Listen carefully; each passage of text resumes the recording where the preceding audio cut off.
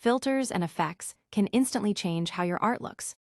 They can make your image softer, sharper, or even magical.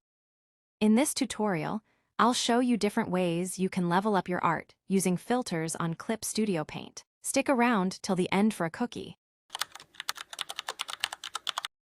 On Simple Mode, you can access the filters using this button.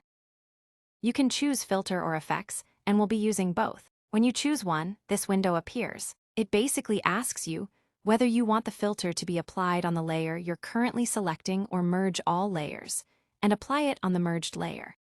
There are multiple filters and effects we can choose from. By clicking on each effect, a parameter icon shows up, which you can click to alter the effect settings.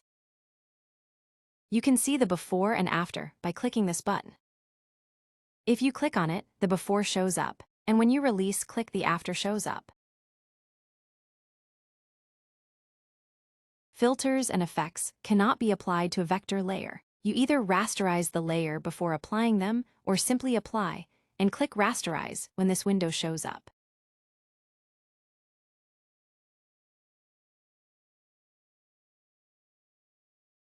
You can apply a glowing effect with simple steps. Duplicate the layer you want to apply it on. In my case, it's the butterflies layer. Move the layer below the original one.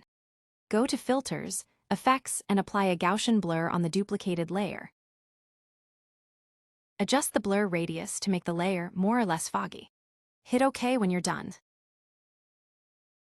Back on the original layer, go to Filters and select the sepia filter. Adjust its strength slightly. I'm only using this to give a warmth to the butterflies. Add some dust and sparkles using the spray brush. You can experiment in this step with your chosen brushes.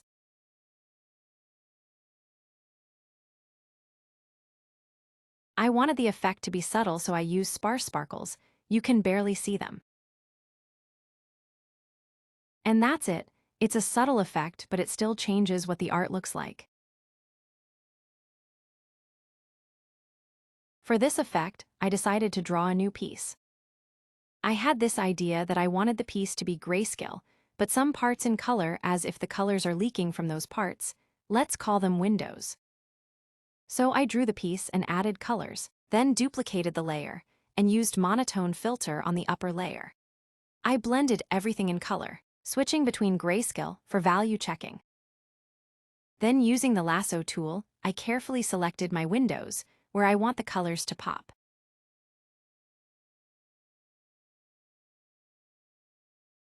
I then inverted the selection so that everything but those windows is selected. Then I applied the monotone filter on the selected parts.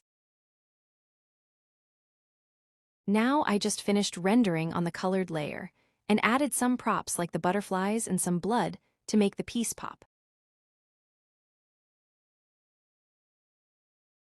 For this piece, I was thinking I really wanted to try and apply a glass effect. So I drew a couple hands reaching out to each other and was thinking of making them reach through windows. First, I added random blocks of colors for my background. I tried to choose cohesive colors, but it didn't matter much as I will blur them later. So I went ahead and used a motion blur on this layer in a vertical direction so that colors blend together and give a nicer glass effect. You can test the parameters and use the ones you find most effective. I then drew two oval shapes for the windows, where the glass effect won't be. Then I filled in the glass layer with a light blue color and applied the noise color filter on it. I lowered the opacity of this layer to around 60%. Then I duplicated this layer and switched to studio mode for the filter I want to apply. Now in studio mode, I chose the crystallize effect. You can find this effect by going to Filter, Effect, and Crystallize. For me, I chose slightly large cell size and high randomness. I wanted the glass particles to be a medium size and have random shapes, but you can choose the parameters as you like. When you're done, click OK, and this will apply the effect on this layer. Now lower the opacity of this layer to around 40% and set its blending mode to divide.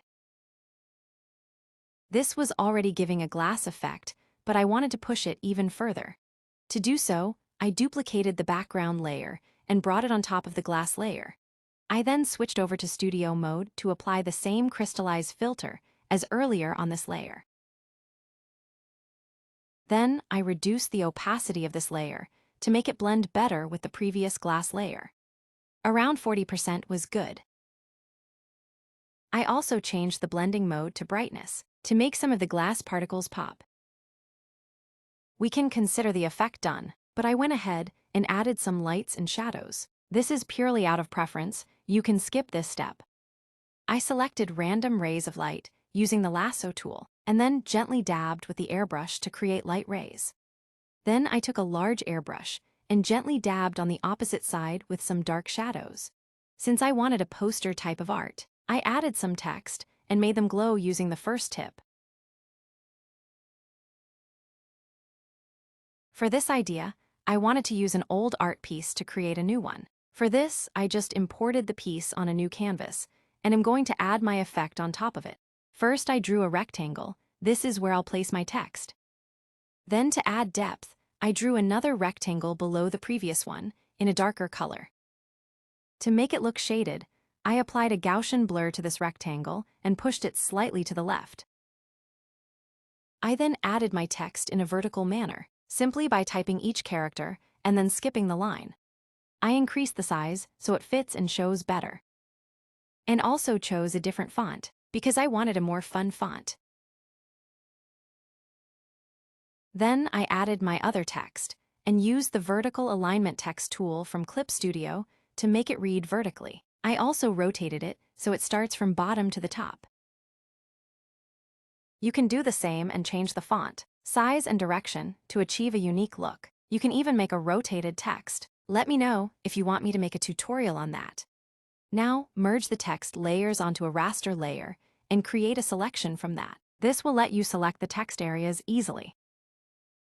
Back on the rectangle layers, using a hard eraser, erase the text areas from the first rectangle, then switch to a soft eraser and slightly delete the text areas from the shadow rectangle.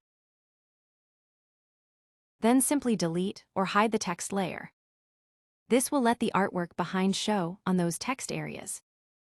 Now, duplicate the original art layer. Then go to Filters, Distort, and choose Ripple Effect. Adjust the parameters to your liking. You can even choose a different effect like the wave effect. Now, change the blending mode. You can choose based on your preference. I went with the multiply blending mode, but other modes give different results.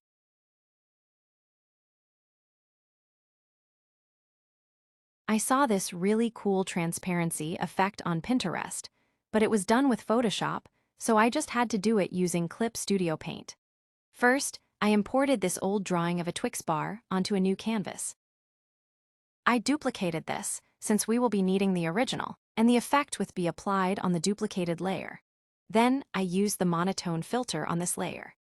Then, I added a level correction layer. This step is crucial, as it allows us to mimic the transparency. Push the sliders to the right and look for bright whites and dark shadows. Once done, go ahead and apply a screen blending mode to this layer. Now unhide the original layer, and we're going to shop the upper part to show the inside of the chocolate bar. To achieve this, use a lasso tool and select the part you want to chop. Now draw the inside of the chocolate bar, either on the original layer or a new layer above it. To make it better, I'm going to add back the upper part of the bar. Just duplicate the original layer or import the image again. Then select the upper part and erase everything else. Place this new layer under the effect layer and you're done. If your colors are too bright and saturated, go back to the correction layer and adjust the sliders a bit to the left. This concludes today's tutorial. If you have any questions or want to know more, check the links below. Likes, comments, and subs are mostly appreciated. It helps me reach more people and helps you keep up to date with my posts. Thank you for watching this far. Comment cookie so I know you're special.